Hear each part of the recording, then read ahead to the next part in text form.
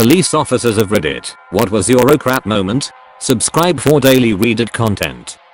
Was doing a welfare check at a house for a suicidal male. Only person living at the house, car in driveway, and house was locked up. Gathered some more info, and was told where a key was. Opened the door, announced myself and starting searching the house expecting to find a dead body. Opened a closet door and the guy was hiding in there with a rifle next to him. If he wanted me dead I wouldn't be typing this. Dude was having some issues. Sat and talked for about half an hour. Told me he heard me, but didn't want to talk to anyone. Got him the help he needed. I pulled up on a teen sleeping in a vehicle at the end of a country road. When I ran the license plate, I found out that he was reported as a runaway. The doors on the vehicle were locked, so I knocked on the window to wake him up. Once he woke up and realized what was going on, he shot himself in the mouth with a rifle he had hidden under his blanket. Rough way to start my shift. We were looking for a guy who stole guns from his ex and found him under a pile of clothes in a closet at a different house. Unfortunately there was like 7 kids sleeping in the same room, so I start getting them out of there while my partner cuffs the guy who is pretending to sleep. We decide to drag him out, and I go to move the mattress to get it out of the way, and we find the stolen guns under where the kids were sleeping.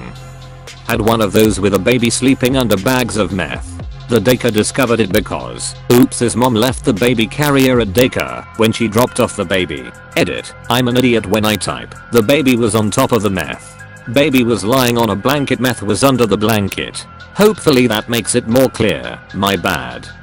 My husband has been a police officer for over 20 years. One night he was patrolling the downtown area when he noticed a purse someone had left behind. He opened the bag to check for it and found a turd. Some lady took a big crap in her handbag and left it behind. He'll talk about autopsies and burnt bodies, but that is the one story he would rather forget. Literal oh crap moment. A law prof in Australia spent 20 years as a cop before becoming a lawyer and eventually teaching.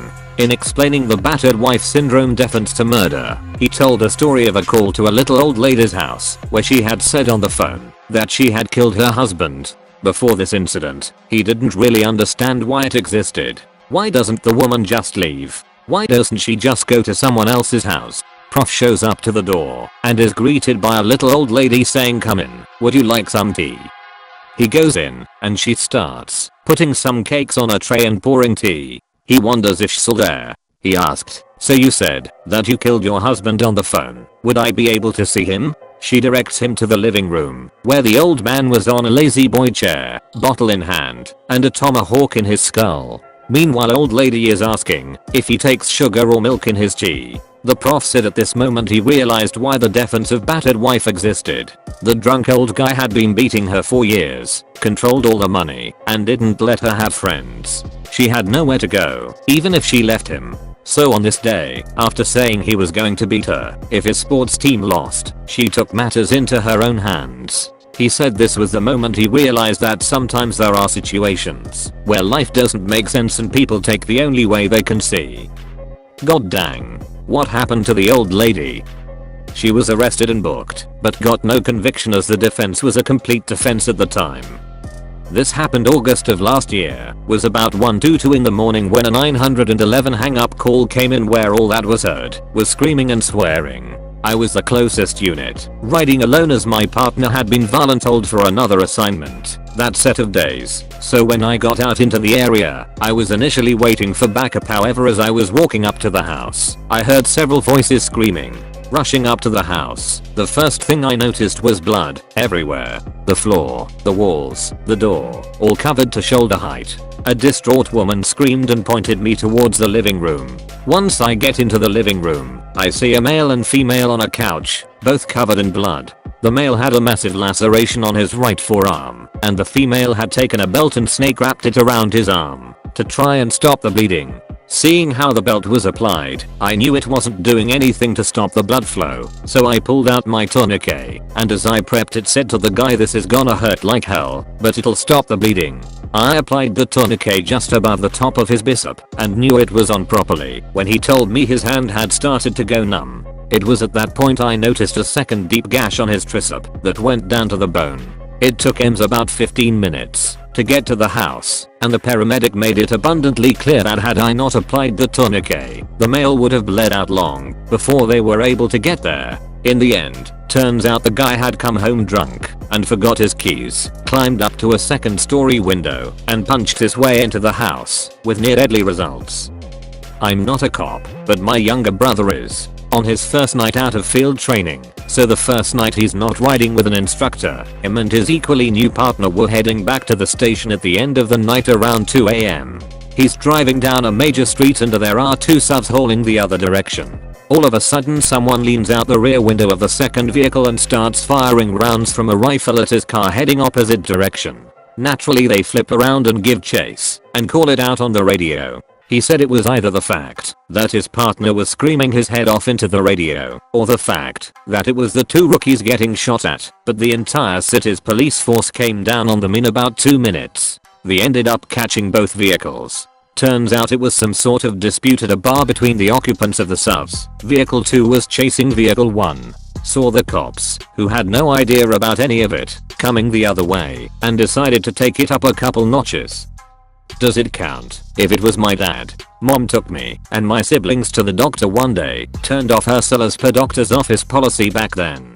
Fast forward a few hours, we pull up to our house, and there's a cop car waiting for us in the driveway. Not my dad's. Anyone with family in law enforcement knows, having a cop at your door that isn't your loved one is something you never want to experience. Long story short, my dad's flashbang malfunctioned and detonated in his pocket during a call out. He was SWAT.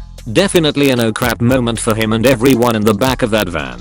He very nearly bled out, and they couldn't get a hold of my mom. She swears the whole department was in that waiting room when we got there, and my dad lived to tell the tale. Love him. As a rookie I was responding to an alarm at restaurant that was supposed to be haunted by a woman. The first officer that arrived was an older officer that didn't do much and didn't ever get excited on the radio. As soon as he arrived he asked for a second unit in a high-pitched tone. As I pulled in he had his shotgun out and he was leaned up over his hood. My first thought was oh crap, someone is breaking in. When I ran up to him and asked what up, all he said was as he pulled up and his lights hit the building a woman jumped off the roof and disappeared. He was clearly shook. Me and another officer checked the building and found no evidence that someone had been there. It made an impression on me and I never went back to the restaurant at night without another officer. Not myself personally, but my father. I've heard this story hundreds of times over the years and this seems like the perfect time to share it. My father was a Miami-Dade County sheriff in the 80s. One of the first rookies pulled from the academy straight to Miami. All the time he tells me how police officers are all control freaks. His oh crap moment was when he lost control. On his way home from a shift one day he overheard a call on the radio about a convenience store robbery right near where he was. He radioed in and said he'd check it out as he was still in uniform. Still had shirt, pants and badge, but gun belt had been removed. As he searched the streets he spotted a vehicle matching the description and proceeded to call it in and throw on his lights to pull them over. As he pulled them over, two kids got out and ran. The driver stayed behind. With no gun belt on, my father proceeded out of his cruiser and holstered his weapon in his waistband. He then took the driver out of their car and moved them to the hood of his. As he searched the driver over his hood he said he felt the moment happen. The driver started to swing his arm around and proceeded to elbow my father in the face. He lost all control. Oh crap. They wrestled to the ground where eventually my father's weapon was knocked loose. The driver proceeded to pick up the weapon and shoot my father point blank in the lung with his own weapon. The driver escaped, but only for a brief period of time, and my father was blessed to have one of the top gunshot wound doctors/surgeons in the country doing a seminar about 20 minutes away on the same day. He lives to tell the tale today, and I'm pretty sure the pose who shot him just got released last year. I was a rookie cop in a small town. I was driving to a check on a report of a large group of kids causing a disturbance at a school parking lot late at night. I realized I had not tested my PA speaker, which I planned on using to disperse the crowd. On my way to the call, slowly rolling down a residential street at 2 AM with my windows down, I decide to tap my PA mic a couple times to check it. First 2 taps, can't tell if it's working. I slow down. I tap the mic several more times.